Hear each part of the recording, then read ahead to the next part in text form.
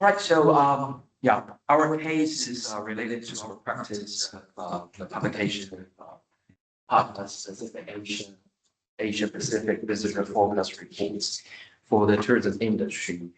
And well, in the next 30-ish minutes, I will briefly go into these 4 parts. First, briefly introduce the context of the project, and then talk about the method we used, including the system or the framework we use for forecasting for 1 year's report, and also the iteration and optimization throughout years, and then our implementation strategies throughout the years as well. And then I will talk about the measurable impact, although I mentioned that it's difficult for the government to give us numbers like how much our focus generates, but still we managed to get some insights from our friends from different companies and also governments. And then in the end, I will conclude with a brief summary of our project.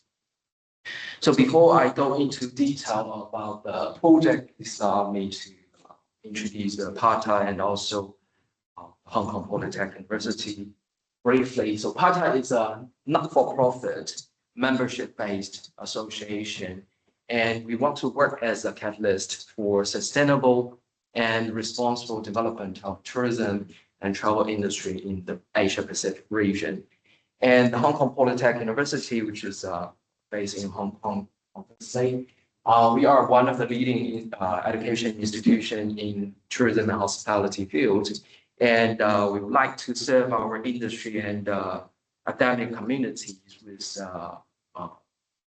advancing the education and also disseminates the knowledge.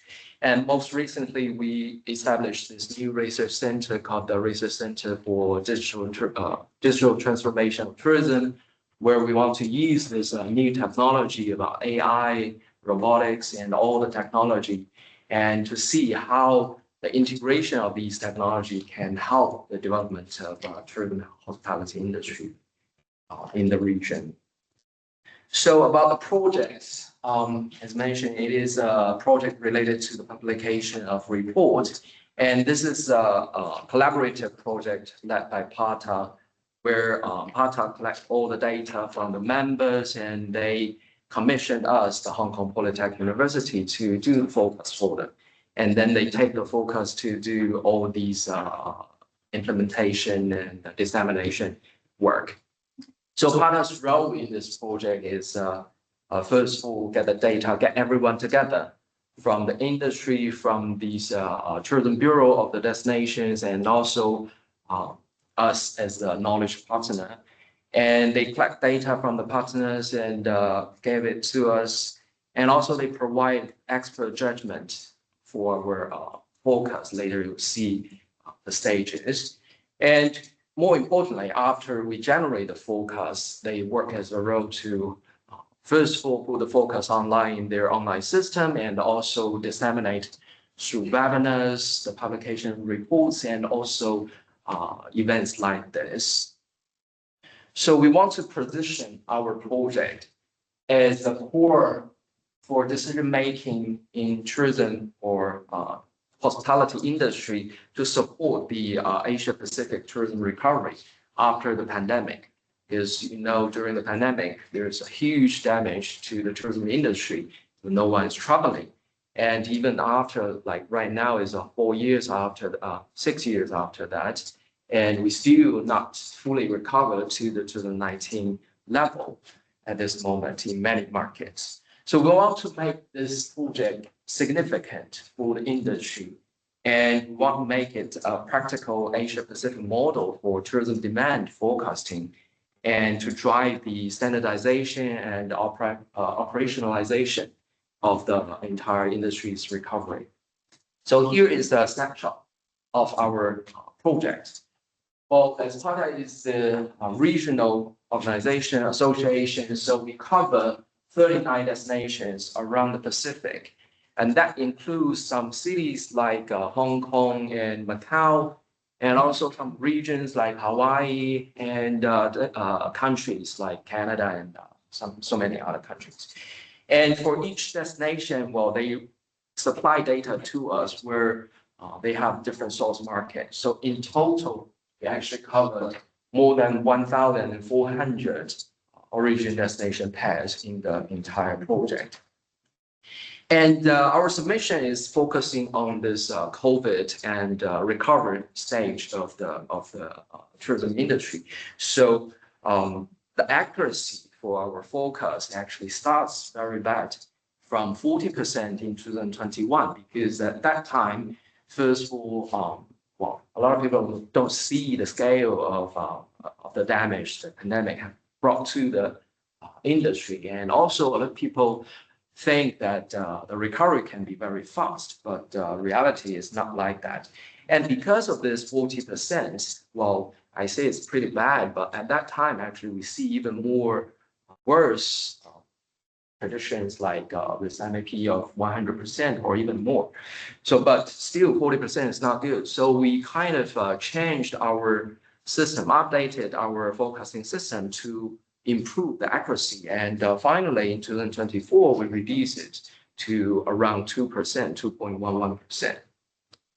And the value for this project, as mentioned, is not easy to quantify or explicitly quantify, but still we got some insights from our partners that this, our forecast, the insight from our forecast actually generated around $1.4 billion in terms of incremental tourism revenue in China in 2023. And I'm sure in many other destinations, in many other markets, there are more revenue generated. It's just not easy to quantify. And also for businesses, our insights helped many tourism firms to reallocate their resource and refocusing the market. And that would be related to $240 million of investment and reallocations around 2021 to 2023. And the reach of this project is approximately 1,500 government and industry practitioners in the region. So the context of this, our submission is that, again, during the pandemic, tourism industry got hit a lot, and we see very inaccurate focus from traditional methods. And we see this COVID that structure breaks, and also some data problems in the industry. So the traditional forecasting system is not working. Is we have done this since 2012, so we see quite stable forecasting accuracy in the past, but during the pandemic, it's just not working.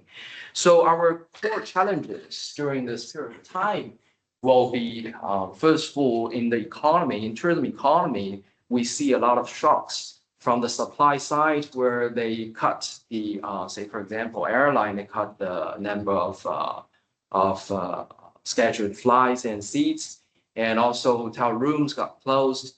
And also we see a lot of shocks from the demand side. People are hesitant to travel. And also there are quarantine policies, there are visa policies, all stop travel. So we see all these shocks, which is not quantitative variables in that sense. And also because of, as mentioned, the traditional method does not work anymore. There's lack of reliable forecasting insights in the industry. And the traditional model cannot model these volatility and all these interruptions very effectively. So because of that, we would like to develop this more robust and adaptive forecasting system. And we want to make sure that this system can, to scale the forecast integration for policies for governments and also strategies for the firms. And we want to make sure that this new or updated system can provide accurate forecast for the industry and with this extreme uncertainty. So that's the reason that we developed this three-stage forecasting system, where in the first stage, we kind of generate a quantitative forecast first, a baseline from the quantitative model. And then in the second stage, because during the pandemic and the recovery phase, no one knows what will happen next day. Maybe next day, some destination have a more new policy related to regulation, social distancing, or visa policy, right? So we created these three scenarios where we cover the mild and the medium and the severe cases of different trajectories. And that's stage 2. And the third stage, we also want the experts from the industry, from the academia, to factor in some qualitative factors. Because in the first stage, we are using mostly the quantitative factors. So in the third stage, we want to make this adjustment according to these qualitative factors. And we want to make sure the entire system follows 3 principles, where first of all, it has to be transparent. So when we publish these reports to our partners, we actually gave them the availability of this technical report as well, where document our forecasting method and all those this system and everything we did in this entire process. And also it should be interpretable. It's not a black box. We know what is the result from the baseline model. We know what is the result from 3 scenarios, and we know what is the magnitude of expert adjustment. So the core logic of the entire system is to convert this incomplete and volatile data into decision-making ready insights. And the first stage of the system, as mentioned, we generate a baseline forecast from quantitative models. Well, we first look at the data, whether the data is long enough to give us some insights related to long-run relationship. Well, I guarantee you that during the pandemic and the recovery phase, most cases, the data is not long enough for that. So quite often, because data is rather short, we use the time series models, induced form time series models to capture the short-term dynamics. But for certain countries, destinations where the relationship is rather stable, even during the pandemic, we still can establish some long-run relationship. So we use the econometric model to do the forecast. Here is just in this stage, we want to optimize which model we use through this 2-stage or 2-step checking system. And then in the second stage, which is more important, and the stage that we kind of developed during the pandemic, is the 3 scenarios. We know that all these uncertainties factor into the number of visitor arrivals. So we first identify those drivers of uncertainty, like geopolitical risk, policies related to social distancing, quarantine, visas, and also economic conditions, all these. And we consider we kind of translate them into internally consistent assumptions. And then we developed 3 scenario types. Later, I will talk about the detail. And after that, we kind of integrate these 3 scenarios into the whole system to provide this scenario forecast, where the mild condition is quite optimistic, where the recovery will be relatively fast, and the severe case will be really low in that sense. And the third stage, as mentioned, in the first 2 stages, we basically use the quantitative factors, but there are a lot of qualitative factors. For example, the Tourism Bureau, they know they will hold some events in the near future, which will drive visitor arrivals. So we ask them about those insights, the qualitative ones, and we ask them to factor in their opinion to our scenario forecast. And we make sure that the expert's input does not override. Well, here by override, I mean, does not change our baseline forecast, the scenario forecast a lot. They still provide insights and we still adjust, but it's not like completely change the whole forecast from quantitative models, because we still recognize that the first and second stage provide reasonable numbers from all these quantitative factors. So how do we develop these three scenarios, which is kind of core during the pandemic phase, where it is not a judgmental derived multipliers, where in many scenario forecasting in our in tourism industry at least, we are just multiply, say for example, the baseline by 0.5, and that become the worst scenario, and maybe by 1.5 become the best good scenarios. Here in our case, we are actually collecting data about uncertainties, about all these situations. And also we did counterfactual estimates of visitor arrivals as if the COVID never happened. So we see the gap, we see the damage that COVID brings to the industry, and then we analyze all the policies, economic conditions, and also this gap. According to these information, we developed the scenario for each origin destination. And after that, we combine the OD pairs, the scenarios of OD pairs to look at the destination's trajectory to make sure that this fits the, for example, economic condition and the policies of that destination. And in the end, we combine everything together to see the trajectory in the Pacific Asia region and match it with the UN tourism's trajectory of the general recovery after the pandemic in tourism industry. So it's a rather data-driven process in our scenario construction. And we were not doing it actually before the pandemic. Before the pandemic, we just have the baseline forecast with upper and lower boundary. So basically probabilistic forecast. But during the pandemic, as mentioned, there are too many things going on that we want to make sure that we provide different scenarios.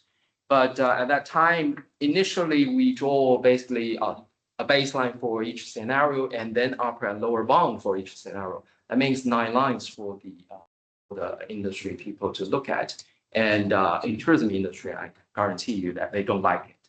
So in the end, we decided to just provide 3 lines for the different scenarios instead of having these upper and lower bounds.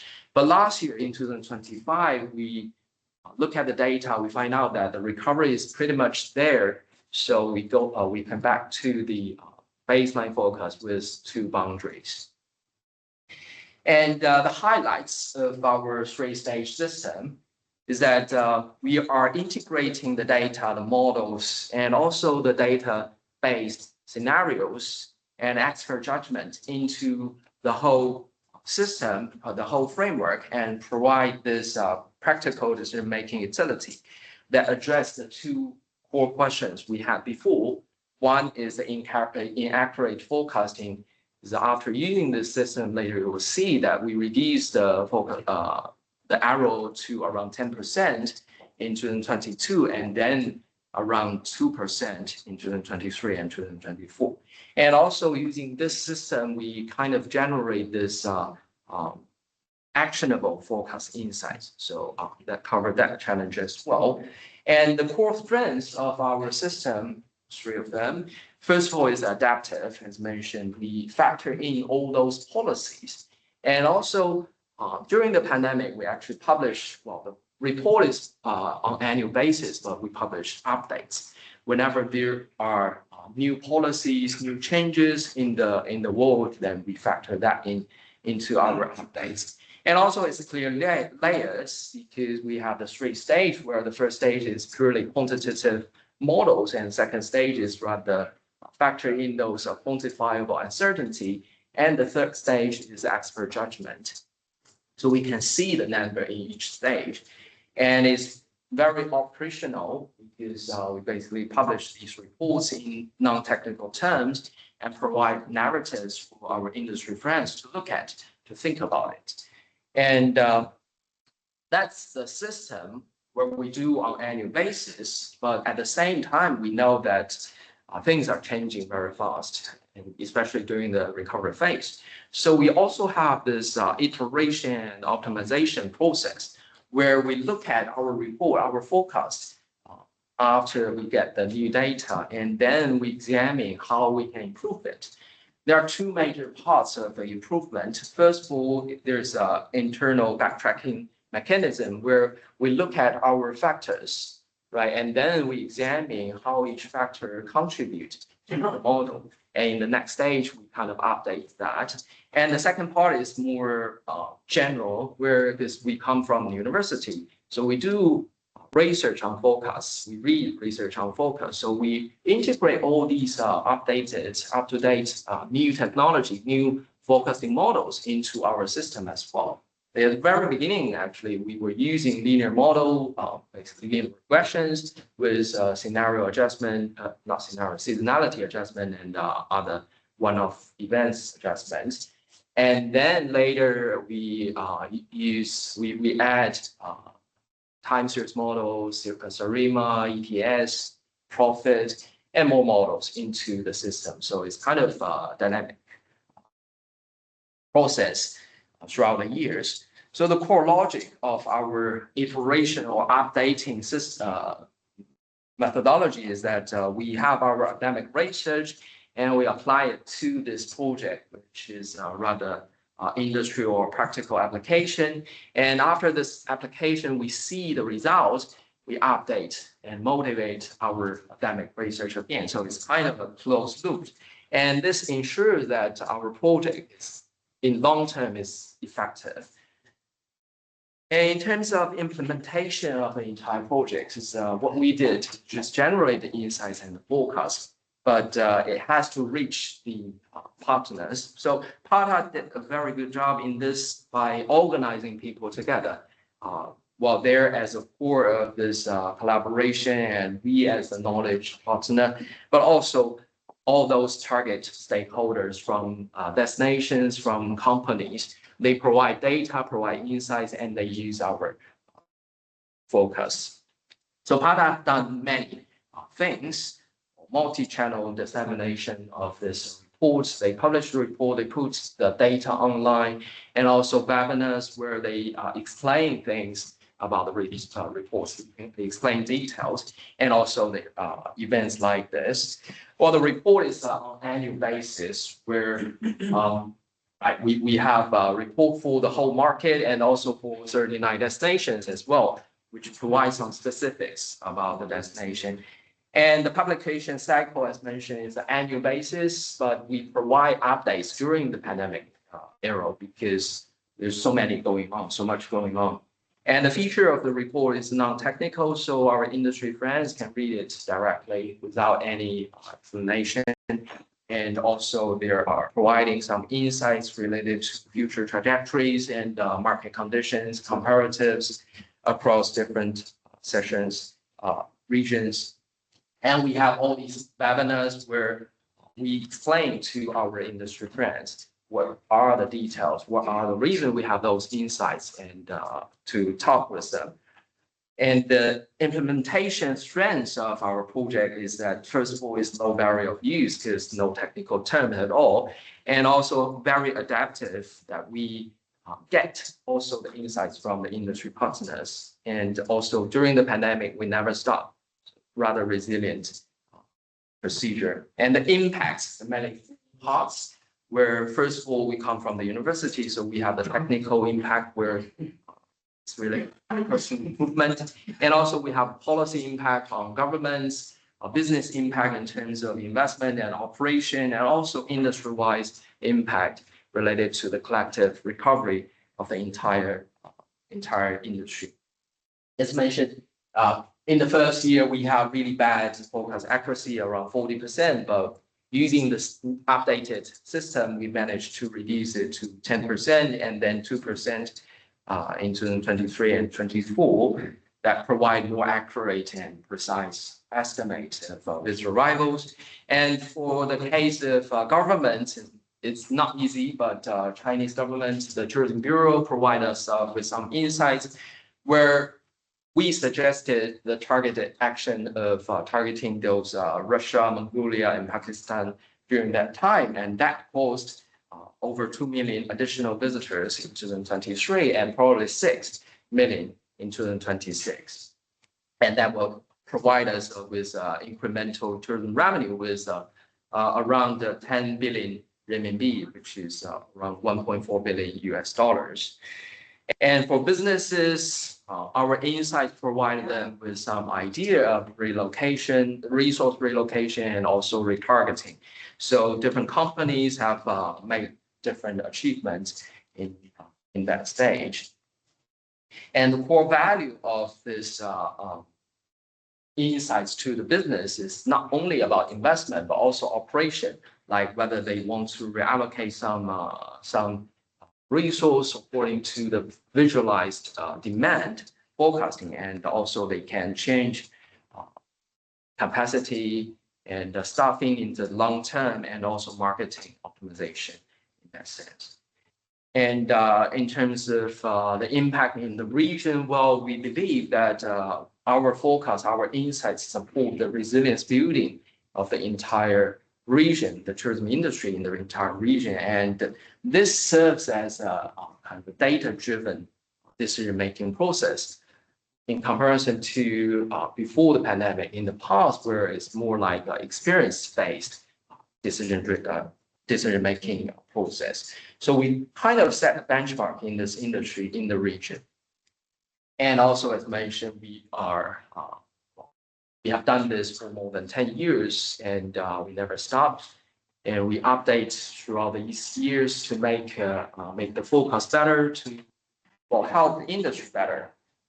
And at the same time, the project provides value not only for the industry, for the government, but also, we as academics published paper on the project, and also the project trained a lot of PhD students, postdoc fellows, and I'm one of them. I joined in 2015-ish, and yeah. So the insights from the core insights from the tourism industry from the project, first of all, tourism forecasting must integrate technology with real-world scenarios, real-world informations, and also uncertainty.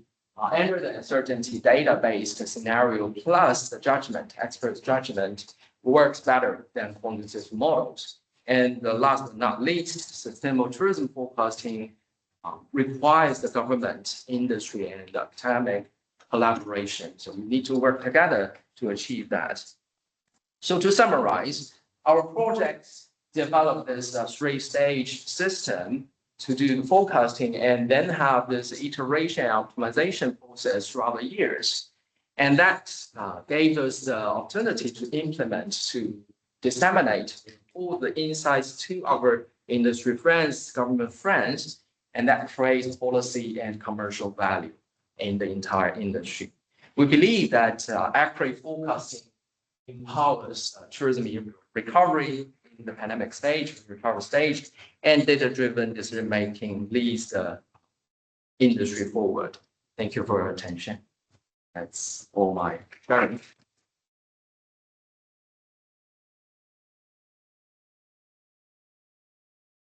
Do you have a question? Yes, any or coffee? Anybody has any questions, you're welcome to ask. Please. A clarifying question about the geographic scope. In your first slide, first of all, you showed North America. Is that really part of your geographic scope as a destination country? Yes. Well, they are also members of PATA. I guess they're on the Pacific. Yes. So even you see Turkey. Yeah, I see Turkey. Yeah, Turkey is also a member. But second question, the origins, are the origins restricted at all, or the origins worldwide? Well, basically, these 39 destinations, they provide us with this their tourism statistics, and whatever origin they have, whatever we do.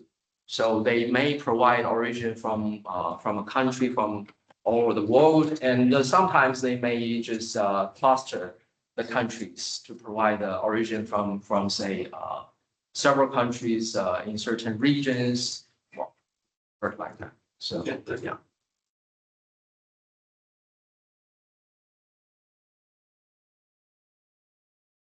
Yes. Thanks. I mean, really interesting application. Of course, we've seen a lot of this over the last couple of years. Tourism forecasting. Don't know a lot. You mentioned yesterday that you have an econometrics background, right? And But it seems you're using very simple methods or time series methods in comparison to some of the econometric models that perhaps could be useful, GDP growth or disposable income or other things. So have there been any attempts to link these models with more advanced models, so you can build scenarios based on external variables, or what drove the decision to use this time series approach plus judgmental scenarios? Well, what are the trade-offs, or maybe what are the models you tried that didn't work? In fact, during this COVID and recurrent stage, the econometric model is not really working because that is more related to kind of long-run relationship. Here during the pandemic, well, GDP or the income really, it was a very important factor, but nowadays not that much because all these are external shocks. Well, the way we developed this system to this stage is actually coming from, as mentioned, very beginning, it was really simple. Just regression analysis with seasonality adjustment and others. And then we add into time series. Basically, it's kind of an evolving process. And we also thought about, as mentioned, we want to add in advanced models as well, but well, quite often advanced models also time to run. We have like 1,400 pairs. We need to develop the scenarios for them and then do the forecast. And we need to do it in relatively around 2 months of time. To some extent part-time, because we also need to teach and other things. So time is also quite an important issue in which model we use. So we did try other type of models, and sometimes it's just not work. It's kind of a combination of accuracy, time, and also adaptability.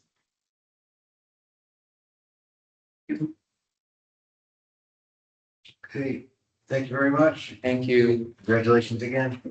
Thank you very much. Yes, we can enjoy coffee.